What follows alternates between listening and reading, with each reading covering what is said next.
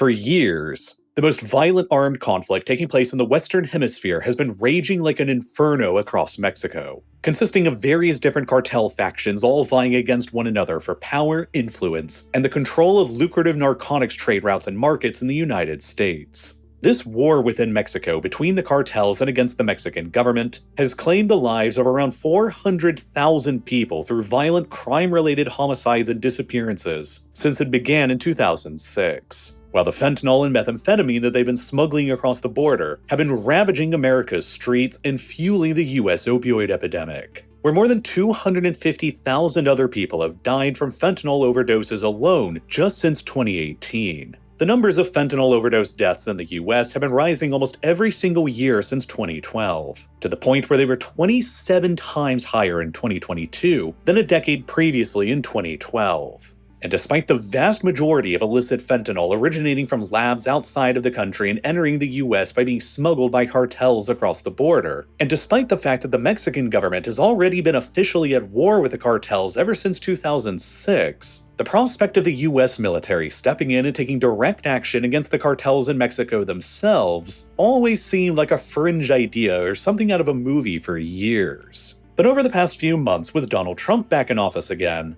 that once fringe idea of sending the US military off to its next war with the Mexican cartels across the border has been becoming increasingly more mainstream and plausible. According to a memoir that was written by Mark Esper, Trump's Secretary of Defense during his first term, Trump allegedly asked him privately in 2020 if it would have been possible for the US military to fire missiles at cartel-run drug labs in Mexico and then deny all US responsibility for the attacks afterwards. Trump himself has denied that this interaction ever took place at all, but the rhetoric from him and other Republicans since then on going after the cartels and crushing their fentanyl operations has only grown in fervor. In March of 2023, a group of 4 American tourists who were mistaken for Haitian smugglers by Mexico's Gulf Cartel in the border town of Matamoros were kidnapped and 2 of them were murdered. Even after the cartel apprehended the men who were allegedly responsible and turned them over to authorities and apologized profusely, the incident sparked an uproar in the United States, and led to Republican Senator Lindsey Graham saying that he would introduce legislation to lay the groundwork for the Biden administration to deploy US military force against the Mexican cartels. Something that Mexico's then-president, Andrés Manuel López Obrador, better known by his initials as AMLO, rejected on the basis that it would have been a violation of Mexico's sovereignty. But since AMLO left office in Mexico in late 2024 and his political successor Claudia Sheinbaum assumed office, the US has been steadily moving the pieces into place to confront the cartels more directly anyway. Shortly after taking office in October of 2024, President Sheinbaum secretly began allowing the CIA for the first time to start running covert surveillance drone flights over Mexican airspace and territory. The extent of this secret CIA surveillance drone program over Mexico wasn't revealed for several more months until an article was released about the program by the New York Times in February of 2025. While not given any authorization to use lethal force, at least for now, the CIA drones have been busy hunting for cartel-run fentanyl labs across Mexican territory instead, whose intelligence is then passed on to Mexican authorities and likely kept by the US for potential future operations. Since returning back to office again, Trump has ordered an increase in the numbers of these CIA reconnaissance drone flights that are taking place over Mexico, while he's also ordered the US military to step up its own separate surveillance flights along the southern border and along Mexico's Pacific coast. Unlike the CIA, the US military does not yet have formal permission to utilize Mexican airspace, but that hasn't stopped the Trump administration from using the military to acquire intelligence on the cartels anyway. Since Trump returned to office, the US military has conducted more than 24 known surveillance flights along the southern border, using a variety of spy planes and drones. Well, in early February, a US Air Force RC-135V rivet joint reconnaissance aircraft carefully threaded the needle of international waters and airspace to fly deep within the Gulf of California, directly by the Mexican state of Sinaloa, home to one of Mexico's largest and most influential cartels, the Sinaloa Cartel. These increased surveillance flights under the Trump administration appear to be gathering intelligence and acquiring targets for potential future attacks, while the Trump administration has also been further laying groundwork for attacks in other ways as well. Trump's pick for the US ambassador to Mexico during this administration is a man named Ronald Johnson, a former Green Beret and a veteran CIA officer with more than 20 years of prior experience leading sensitive paramilitary operations. a pick that suggests the Trump administration's coming posture towards Mexico and the cartels. Between February and March of 2025, the Trump administration sent a detachment of the Green Berets to the Luis Carpizo Naval Facility in the Mexican state of Campeche to conduct joint training exercises with Mexico's elite naval Marine Corps. While on the 20th of February, the Trump administration took the unprecedented step of formally designating the 6 largest Mexican cartels as foreign terrorist organizations, or FTOs. The Sinaloa Cartel, the Jalisco New Generation Cartel, the Northeast Cartel, La Nueva Familia, the Gulf Cartel, and the United Cartels. Now, historically and practically speaking, the Mexican cartels were never designated by the US government as terrorist organizations in the past because there's a pretty clear difference between cartels, who are basically businesses whose ultimate goal is making money, and groups like Al-Qaeda or ISIS, whose ultimate goals are political change and who are ideologically or religiously motivated instead. Nonetheless, the designation of the Mexican cartels as terrorist organizations by the Trump administration does not immediately open up the door to US air power raining down on them in Mexico. It actually offers up no additional military tools against them all on its own. What it does do, though, is it enables US financial authorities to go after the cartel's finances much more aggressively than they used to be able to do. All organizations designated as terrorist groups by the US government get all of their assets frozen that are under the control of American financial institutions, while their known members are banned from entering the country, and it immediately enables their deportation. However, the most significant thing that happens when a group is designated as an FTO is that it becomes illegal for US citizens and even others to knowingly provide what's called material support for the group. If there's a restaurant somewhere in Mexico that pays protection money to one of the cartels, for example, this would enable the restaurant to get targeted by financial freezes or seizures due to the financial transfers with the cartel. The designation can also come with great unintended financial and economic consequences as well, though. Because of how deeply embedded many of the cartels are within Mexican society, there are countless Mexican businesses that are connected to one in some way or another. For example, for years even before Hamas's attack on Israel on October 7, 2023, American financial companies like PayPal simply refused to conduct any business in the West Bank at all, out of fear that since Hamas was a designated foreign terrorist organization, and since Hamas was so embedded in the West Bank, that their services might have ended up getting used by someone linked to Hamas, and then they would get come after by US financial authorities. A similar dilemma could now arise in Mexico, with the 6 major cartels in the country now designated as foreign terrorist organizations, making US-based banks, payment processors, and other financial companies operating in Mexico potentially susceptible to federal prosecution. Formally designating the 6 cartels as terrorist organizations also lays the groundwork in America for justifying an intervention against the declared terrorists later. Very shortly after their designation was made, Elon Musk, one of Trump's top advisors, took to X and said that meant they're eligible for drone strikes. Back in November of 2024, Trump's border czar, Tom Homan, said that the president was committed to calling the cartels terrorist organizations and using the full might of the US Special Operations to take them out. While this new Trump administration's Secretary of Defense, Pete Hegseth, has also repeatedly refused to rule out the option of drone strikes and other US military actions against the Mexican cartels when pressed about it, even without the express consent of the Mexican government. During a visit to the southwestern border in February, Hegseth publicly refused to rule out launching cross-border raids into Mexico to pursue the cartels, and said that all options remained on the table.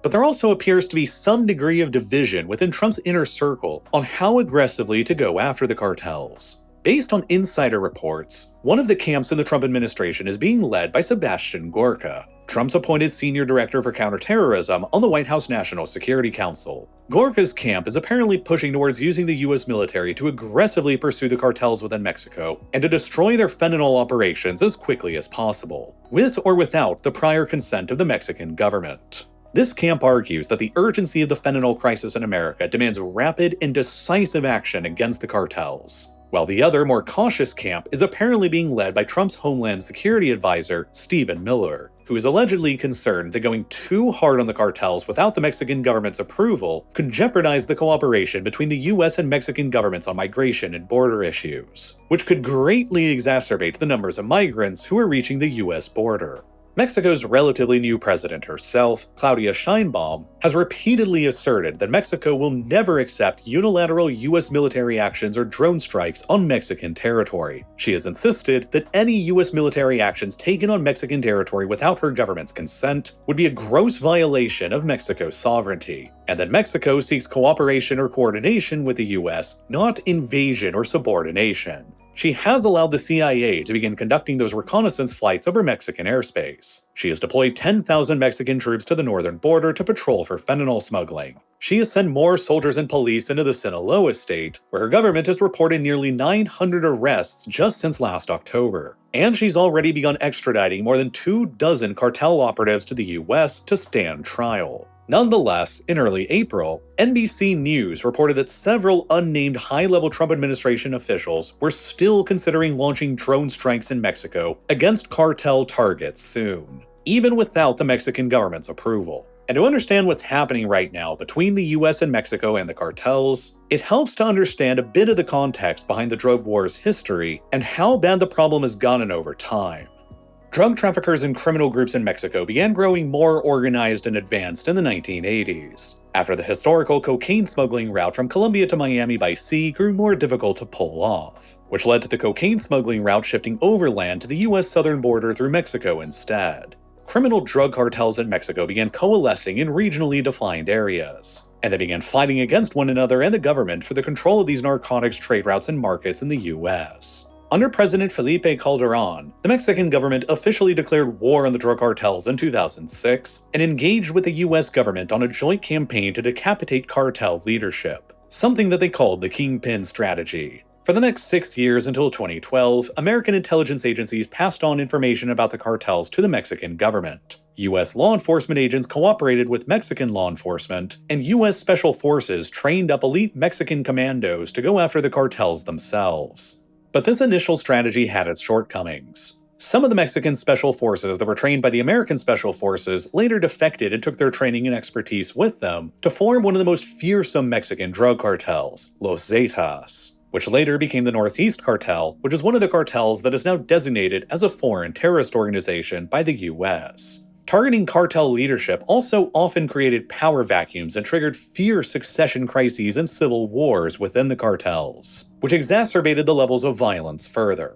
After Calderón's party was voted out of office in 2012, and Enrique Peña Nieto took over as Mexico's president next, he shifted the strategy away from using the Mexican military to confront the cartels back towards law enforcement agencies, and the joint military operations with the US against the cartels were ended. Nonetheless, despite a brief decrease in homicides in Mexico following President Nieto's reforms, corruption and crime-related violence continue to be serious issues in the country. Near the end of his term in 2016, drug-related homicides in Mexico increased by a staggering 22%, with more than 20,000 people killed that year alone. In 2017, a mass grave that contained the remains of more than 250 victims of drug-related violence was discovered in the country's Veracruz state. And then the violence continued escalating to an all-time high peak of 33,341 reported homicides in 2018, which has remained fairly consistent at levels nearly that high every year since.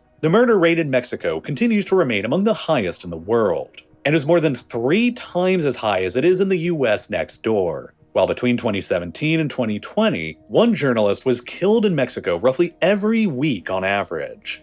Then, after AMLO assumed the Mexican presidency next in 2018, he began pursuing a radically different approach towards the cartels than any of his predecessors. He adopted a new policy that he called Hugs, Not Bullets, in which he sought to address the cartel violence problem by legalizing marijuana, implementing poverty alleviation programs, and rolling out new sentencing guidelines for convicted drug traffickers. He also created a new Mexican National Guard, a sort of hybrid civilian police and military force to fight against the cartels on the ground. Overall, AMLO took a very hands-off approach towards the cartels in Mexico, which effectively enabled them to flourish like they had never before. AMLO claimed, falsely, on multiple occasions that no fentanyl was even produced in Mexico at all. AMLO formally withdrew Mexico from a security cooperation agreement with the US in 2021, while the numbers of disappeared people in Mexico skyrocketed under his lax administration. More people disappeared in Mexico under AMLO's presidency than during both of his predecessors combined.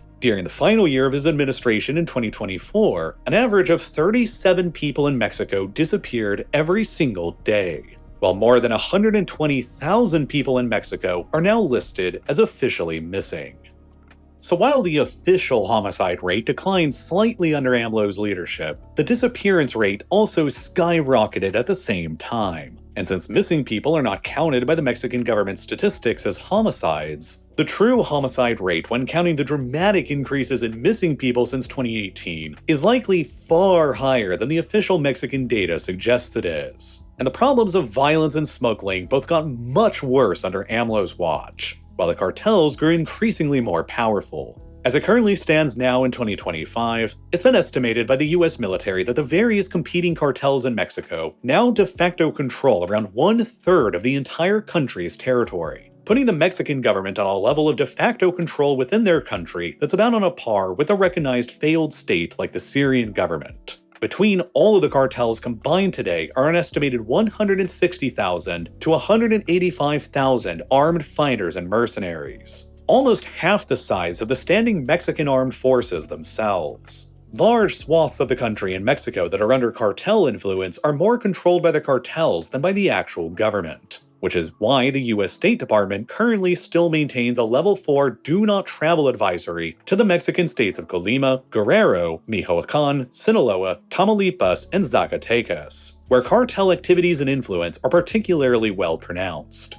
In addition, corruption and cartel influence across the Mexican government also runs extremely deeply. A report by the American DEA found evidence that the cartels had funneled millions of dollars into the 2006 presidential campaign of AMLO, for example. In 2020, US law enforcement arrested the former Mexican defense secretary while he was visiting Los Angeles, on a sprawling indictment that accused him of accepting bribes from one of the cartels, and of using his position to assist with drug smuggling. Well, in 2024, the former Mexican Secretary of Public Security was also sentenced to 38 years in prison for his role in accepting bribes from the Sinaloa cartel. Facts that now present significant challenges to the prospect of the US military cooperating with the Mexican government against the cartels. If the cartel's influence extends high enough up through the government to the Mexican president's own cabinet positions, to what extent can the Mexican government be trusted to not leak information about impending US military plans to the cartels? It's for this reason why the more hawkish members of the Trump administration advocate for more heavy-handed unilateral military action against the cartels, even without the support of the Mexican government, which they view as being too corrupt and compromised by the cartels themselves. Now, while there are multiple cartels operating within Mexico today, the biggest and most fearsome two right now are the Sinaloa and the Jalisco New Generation cartels. And they are the two that will most likely become the targets of any potential direct US military attacks involving drone strikes or special forces raids. These two large cartels are responsible for the overwhelming majority of narcotics that enter into the United States today, including nearly all of the illicit fentanyl and methamphetamine in America. What sets the Sinaloa cartel apart from the others, in particular, is also the cartel's very close ties to China and the fentanyl trade route. The Sinaloa cartel dominates Mexico's Pacific port of Mazatlan within their home Sinaloa state, through which they're able to import large quantities of precursor chemicals necessary for fentanyl production from China.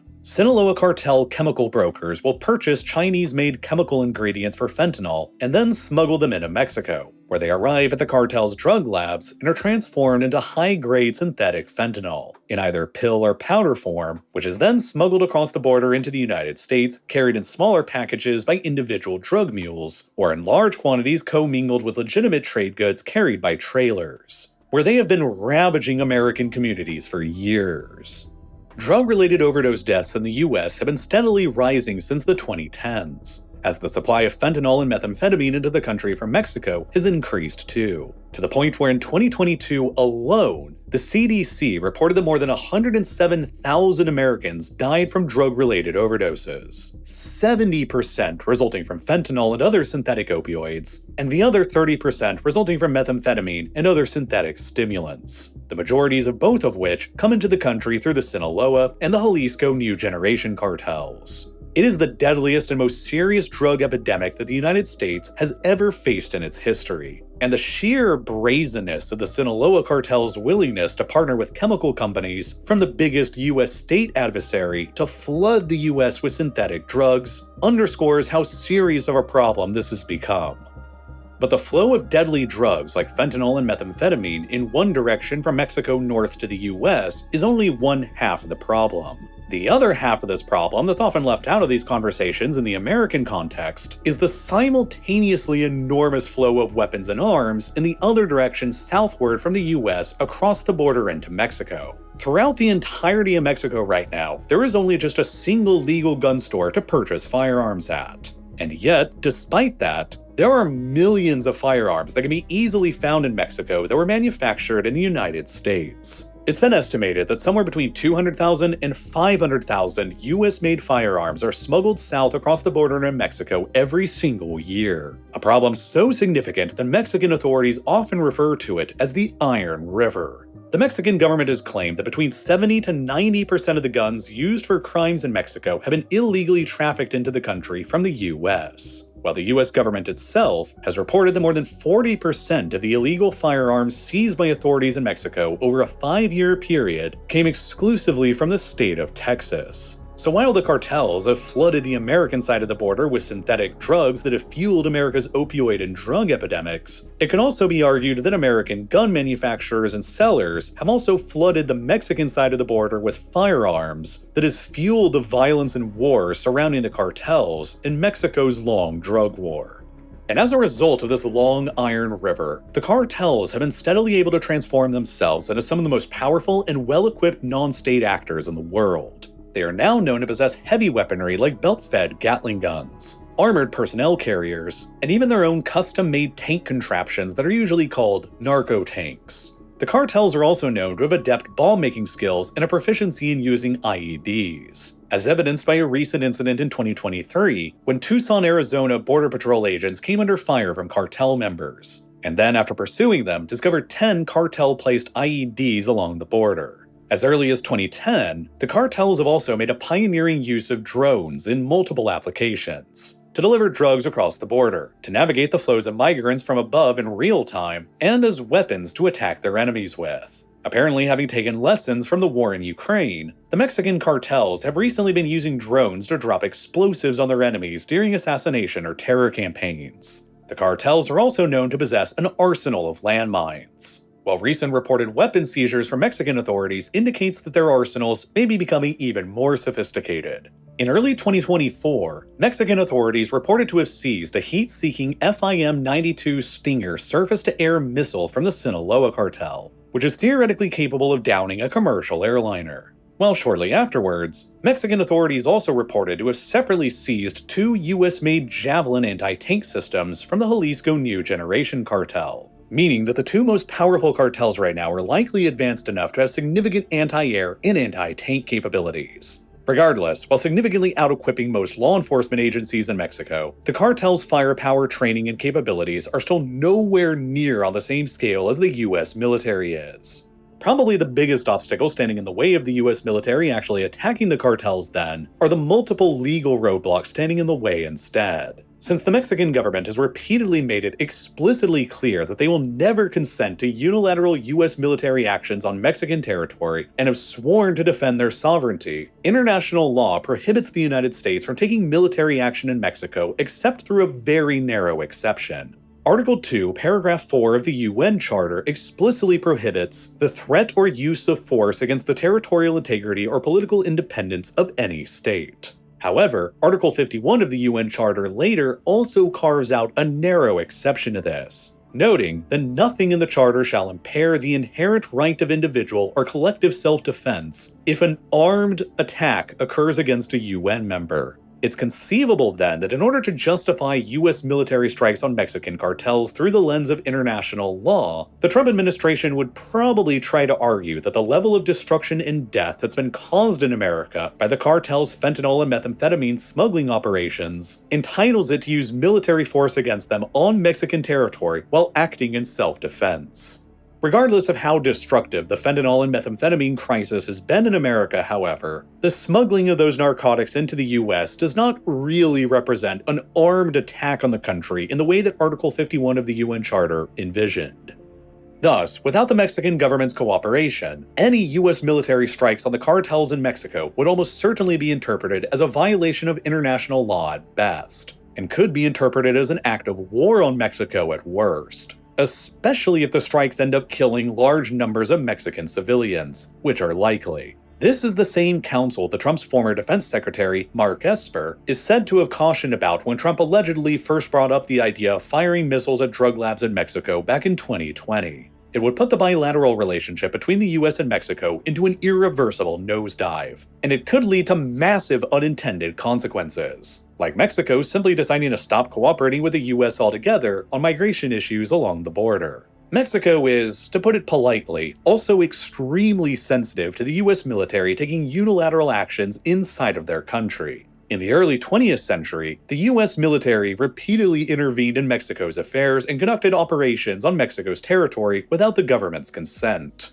In 1914, the US military decided to seize and occupy the Mexican port of Veracruz for 7 months, that killed around 160 Mexicans in the process. While for 10 months between 1916 and 1917, the US sent around 10,000 of their soldiers across the border into the Chihuahua state of Mexico in a manhunt for Pancho Villa, a Mexican revolutionary whose forces had attacked a border town in New Mexico. Throw in the very long history of US and CIA-led operations throughout the Latin America region for the past century, and you get an idea of why Mexico wouldn't exactly trust the intentions of the US military and the CIA operating in Mexico again next. Nonetheless, the recent actions of the US military and of Trump himself during his first term in office may be indicative of what actions they'll ultimately take against the Mexican cartels next. The US military and the Obama administration, after all, didn't really care at all about Pakistan's sovereignty or asking Pakistan for prior permission before they sent in a SEAL team deep into Pakistan to kill Osama bin Laden in 2011, due to fears that the Pakistani government was potentially compromised and might have tipped bin Laden off if they knew about it. While Trump himself has historically been very against large-scale US troop deployments like in Iraq or Afghanistan, he frequently authorized drone and missile strikes and special forces raids to expand and intensify other conflicts. In 2017 and 2018, he ordered US missile strikes in Syria against the Assad regime in response to their use of chemical weapons, which was also probably a violation of the UN Charter. He authorized the special forces raid in Syria in 2019 that killed the leader of ISIS. And perhaps most indicative of how he might act in Mexico, Trump also authorized the controversial drone strike that killed General Qasem Soleimani in early 2020.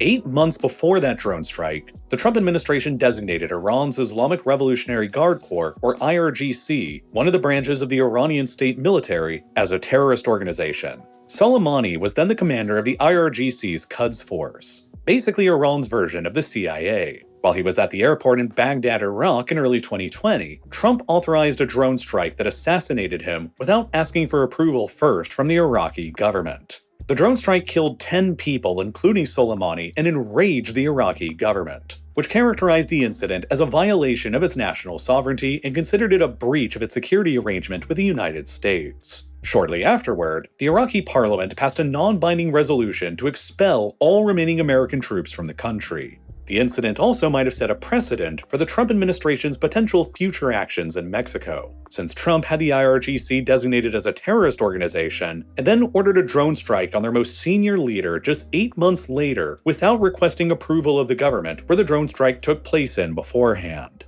Similar actions could also take place in the future against the now terrorist-designated cartel leadership in Mexico. So based on Trump's own historical preferences for taking covert actions against designated terrorist groups, like drone strikes and limited special forces raids, these are probably the same kinds of tactics that he's currently thinking about applying to the Mexican cartels as well. While he's probably also using the CIA drone flights that are already taking place over Mexico, and the military surveillance flights that are already taking place along the borders and coastlines of Mexico to build out a targeting deck for future attacks. Nonetheless, there will be multiple problems with straight-up military attacks on the cartels beyond all of the legal and geopolitical issues. Fentanyl, in particular, is produced completely differently than plant-based drugs are. Fentanyl can be produced in large quantities in relatively small labs, and the cartel's fentanyl labs are often located in densely populated, crowded urban areas and in people's own homes. Targeting these labs with drone strikes has very high potential to cause mass civilian casualties, which would further inflame tensions between the Mexican and US governments. Sending in special forces raids instead to attack the labs on the ground could also result in American soldiers becoming casualties or getting captured by the cartels or even by the Mexican government, also sparking a major potential political crisis.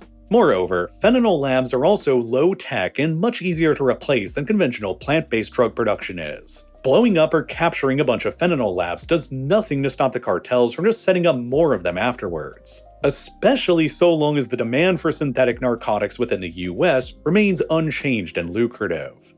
The Trump administration's idea would be to employ maximum military pressure on the cartels by assassinating their leaders, blowing up their labs, and disrupting their logistics in order to try and compel them into abandoning the fentanyl and methamphetamine trade to the United States, and to critically abandon their commercial relationships with state adversaries like China. Particularly acute for the Sinaloa cartel's close business with China in the overall fentanyl supply chain. In some ways, there's already a few early signs that this strategy could actually kind of be working. Just this February, open source intelligence appeared to indicate that the Metros and the Grupo Escorpion cartels managed to broker a ceasefire between them in the Mexican border state of Tamaulipas, and that their ceasefire terms notably included a call to end their fentanyl trafficking into South Texas, potentially out of a fear of incurring the overwhelming wrath of the US military and their foreign terrorist organization designations. On the one hand, the cartels are not ideological terror organizations and they effectively operate as businesses. When ideological terror organizations like Al-Qaeda or ISIS are attacked, they often dig themselves in and continue the fight no matter how badly their organization gets bloodied.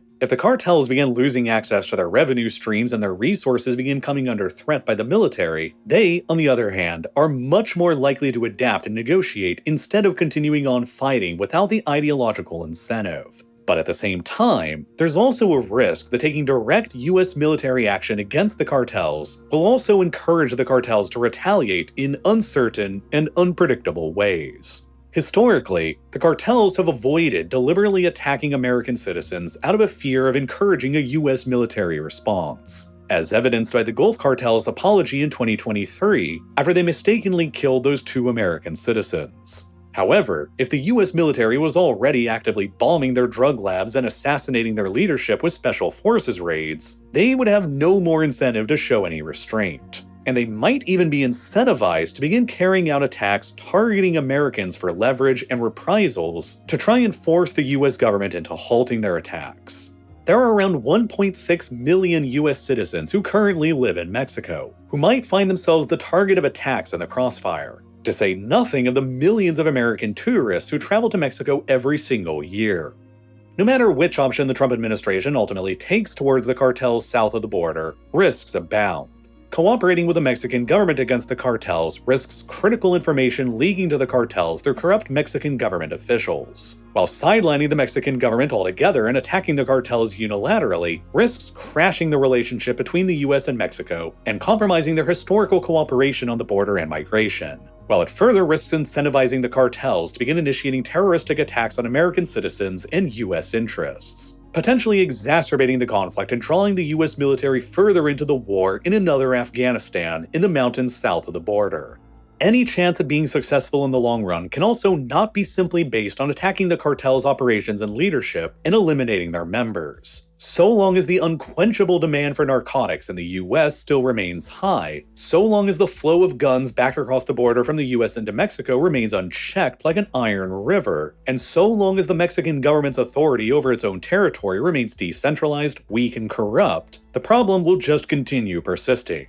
and new cartels and leaders will just replace the ones that are destroyed to fill in the power vacuum. A multifaceted approach to the long drug war is needed that also addresses the root causes of the conflict in the first place. But addressing those root causes will be no simple task. The Mexican drug war for years has been among the most violent, destructive, and longest-lasting conflicts of the entire 21st century that has evolved through multiple phases that have seen many different cartels and leaders come and go throughout the years. Crushing one cartel and eliminating their leadership without addressing the root causes will never put an end to the conflict. And no other cartel leader throughout this entire conflict has been as powerful or as well known as Joaquin Guzman, better known by his nickname of El Chapo, whose arrest and extradition to the United States in 2017 did nothing to end the drug war's violence and chaos. El Chapo was the leader of Mexico's Sinaloa cartel for years, and at his height, he was arguably even more powerful than Pablo Escobar had managed to become in Colombia in the 1980s. His sprawling empire was once estimated to be responsible for an entire quarter of all the illegal drugs that were entering into the United States, largely through a network of at least 90 underground tunnels that he had ordered constructed between the US and Mexico. A multi-billionaire, El Chapo is believed to be personally responsible for the deaths of tens of thousands of people, and for years he was the most wanted man in the Western Hemisphere, with a total amount of bounties on his head that nearly equaled $10 million. Constantly elusive, he managed to escape prison multiple times after being arrested, most infamously in 2015 when he escaped from Mexico's Altiplano maximum security prison, through an elaborate tunnel that he had his men construct beneath the prison without being noticed. After that escape, El Chapo became arguably the most wanted fugitive in the entire world by both the US and Mexican governments, and a worldwide manhunt for his recapture began, the scale of which has rarely ever been seen before or since. I also made an entire video about the years-long manhunt for El Chapo and how the US and Mexican governments were eventually able to locate and capture him in my Modern Conflict series, which I create new videos in every single month, taking deeper dives into more recent, controversial, and darker subject material surrounding modern wars, operations, and conflicts. Over the past 4 years, I've personally created nearly 50 total episodes in Modern Conflicts covering topics as diverse as the US's manhunt for Osama bin Laden and the pathway that led up to that point in the 9/11 attacks. An hour-by-hour analysis into the events that took place during Hamas's attack on Israel on October 7th, and Israel's subsequent full-scale invasion of Gaza, along with how the US led a coalition that eventually destroyed ISIS across Iraq and Syria, how the US military campaigns in Iraq and Afghanistan began and evolved with time, and dozens of other episodes with brand new ones like the manhunt for El Chapo coming out every single month, all exclusively on Nebula. Because of the inherently violent, controversial, and recent nature of discussing the details of the manhunt for arguably the most wanted violent criminal of the entire 21st century, this episode covering the manhunt for El Chapo would never work on YouTube, because it would instantly be demonetized and age-restricted, which means that YouTube's algorithm, which is based on showing you ads, would never be incentivized to actually show the video to you or promote it. I deal with very large numbers of my videos on YouTube getting demonetized and age-restricted as they are. And that's why I upload all of my episodes of Modern Conflicts exclusively to Nebula, and why signing up to Nebula is the absolute best thing that you can do to support me and my channel. And you'll get access to way more content there than just my exclusive Modern Conflict series as well, because the best part about Nebula is that it's jointly co-owned by myself and hundreds of other independent creators that empower us to make the projects that we're deeply excited about without any fear of being censored or demonetized like we are on YouTube. And that's why there's tons of other new unique content on Nebula that's coming out all the time too that you'll also love, like Neo's Underexposure series, Wendover Productions' The Logistics of X series, TLDR News' What to Follow USA series, and so many others. I also know that there's a lot of streaming platforms out there right now, and you don't want to get stuck with another monthly cost to keep track of. But I also know that if you watch this all the way through to the end, there is so much content on Nebula that you'll love as well, and so much more coming out with every new month that you could consider a lifetime membership to Nebula as well. You just pay once and then you get lifetime access to everything that I and hundreds of other creators will ever produce on Nebula for as long as we both last, and you'll never have to worry about a recurring subscription or ads ever again. That's the best way possible to support what I'm doing here on RealLifeLore. But even if you'd rather not make that large an upfront commitment, you can still help support me by signing up for a yearly or monthly subscription to Nebula as well, which you can get right now for a fantastic deal with 40% off by scanning the QR code or by clicking the button here on your screen right now, or by following the link that's down below in the description, any of which will also get you access to everything that's on Nebula for the very low price of just $3 per month, or $36 a year. I hope that you'll consider signing up, and as always, thank you so much for watching.